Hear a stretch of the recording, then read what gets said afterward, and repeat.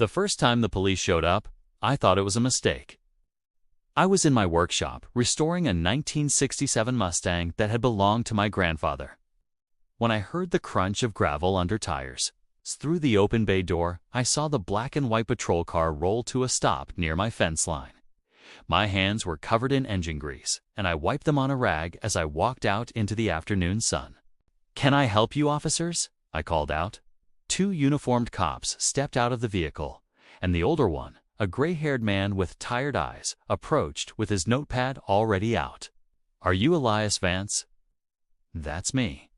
We received a complaint about unpermitted structures on this property," he said, glancing around at my land. "Mind if we take a look?" I felt my jaw tighten. Unpermitted structures.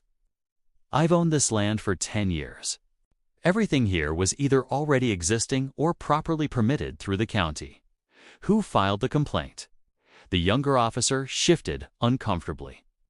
"The Whispering Pines HOA. They say you're in violation of community standards." I let out a breath that was half laugh, half exasperation. "Officers, I'm not part of any HOA. This property has been in my family since 1952. My grandfather built that workshop you see there. I inherited it free and clear a decade ago. Long before any HOA existed out here." The older cop looked at his notes, then back at me. "The HOA president, a Mrs. Cynthia Sterling, seems pretty insistent. Says you're bringing down property values." "Property values," I repeated slowly. "Let me guess, she wants to buy my land." The officers exchanged glances. The older one cleared his throat.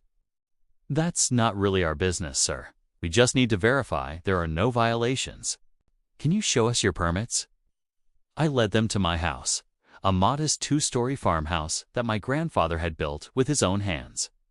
The property sprawled across 15 acres of prime land on the edge of what used to be agricultural country. 5 years ago, developers had swooped in, bought up the surrounding parcels, and erected a luxury house in development called Whispering Pines. Cookie-cutter mansions that sold for $2 million each, all identical beige and white facade, with manicured lawns that required a full-time landscaping crew. My property, with its old farmhouse, weathered workshop, chicken coop, and vegetable garden, sat right in the middle of their pristine development like a thorn in their side. I showed the officers my permits, my property deed, and my grandfather's original land grant documents. They looked everything over, made some notes, and the older cop handed me his card. "Everything looks in order, Mr. Vance. Sorry to bother you." "For what it's worth, I think someone's wasting our time." "Thanks, officer," I said, watching them drive away. That was 3 months ago. Since then, the police have been called to my property 8 more times. Each visit was triggered by a different complaint from Cynthia Sterling. Noise violations when I ran my table saw, allegations of livestock odor from my 6 chickens, claims that my pickup truck was an abandoned vehicle, accusations that I was running an illegal auto repair business. Each time, the officers found nothing. Each time, I could see their frustration growing to match my own.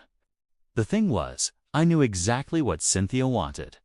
2 months after she'd moved into a 4,000-square-foot McMansion overlooking my property, she'd shown up at my door with a smile that didn't reach her eyes and offered to buy my land for $500,000. "It's very generous," she'd said.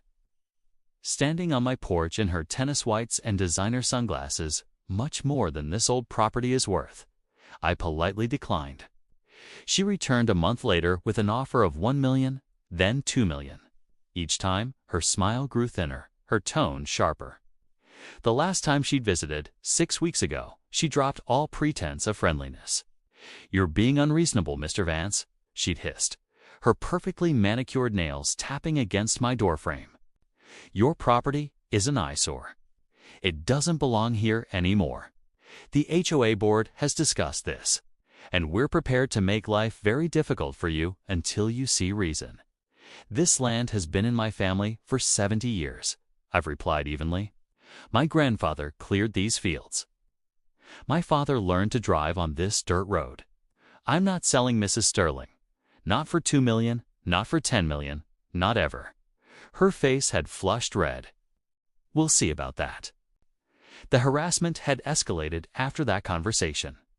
In addition to police calls, I'd started receiving citations in the county for violations I wasn't committing. Anonymous complaints to every regulatory agency imaginable. Someone had even called in a tip to the fire marshal claiming I was storing explosives in my workshop. The investigation had been thorough, invasive, and of course, had found nothing. I was sitting on my porch one evening, watching the sunset paint the sky orange and purple, when a silver Mercedes pulled into my driveway.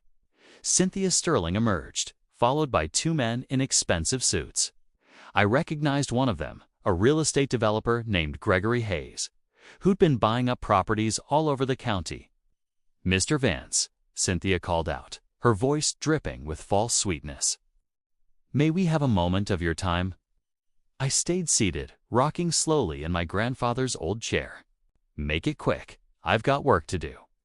Gregory Hayes stepped forward. All business. "Mr. Vance, I'm prepared to offer you $8 million for your property. Cash sale, quick close, and we'll cover all your relocation expenses." 8 million, the number hung in the air between us. It was life-changing money, enough to retire early, buy a place anywhere I wanted, but this land wasn't about money. "Not interested," I said. Cynthia's mask slipped. "You're being a fool. Do you know what we could do with this land? This is prime real estate now. Your little farm is a blight on the entire community. Then maybe your community shouldn't have been built." "Around my farm," I shot back, my voice hardening. "I was here first, Mrs. Sterling. This is my home. Your home." She laughed bitterly. "You live in a shack surrounded by junk. You have chickens, for God's sake, chickens. Do you know how that affects the ambiance?" "The ambiance," I repeated. "Is that what we're calling it now?"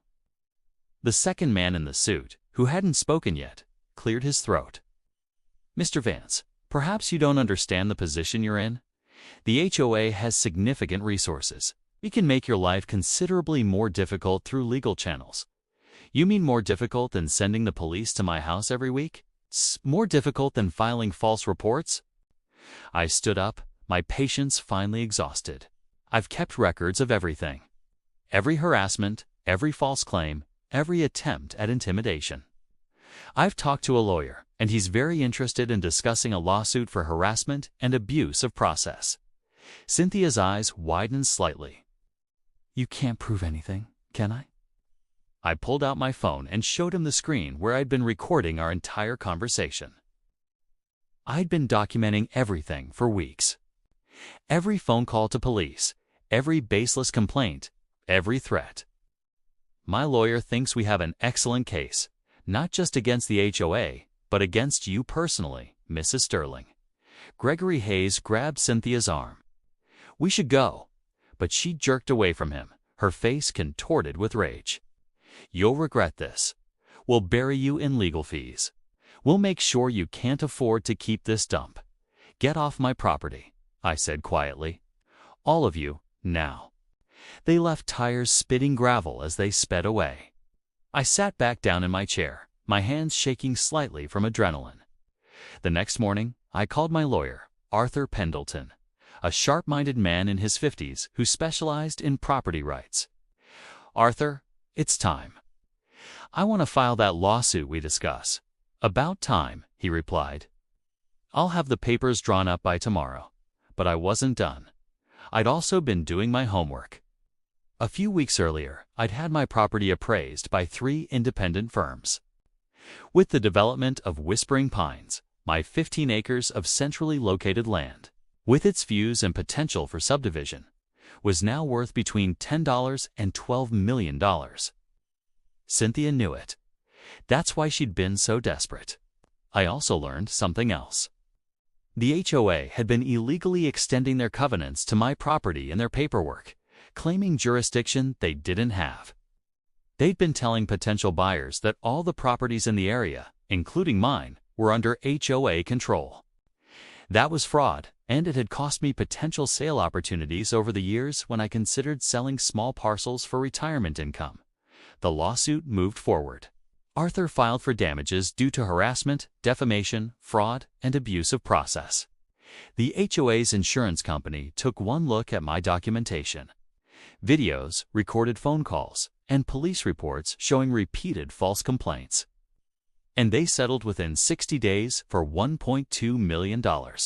Cynthia Sterling was removed as HOA president by an emergency board vote.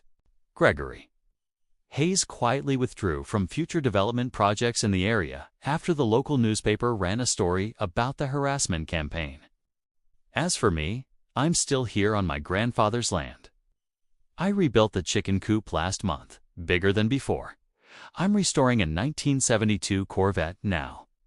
And every time I fire up the engine, I think about Cynthia's complaints about noise violations, and I smile. The police haven't been called in for months. The HOA leaves me alone now, going so far as to route their architectural approval requests past my property line without comment.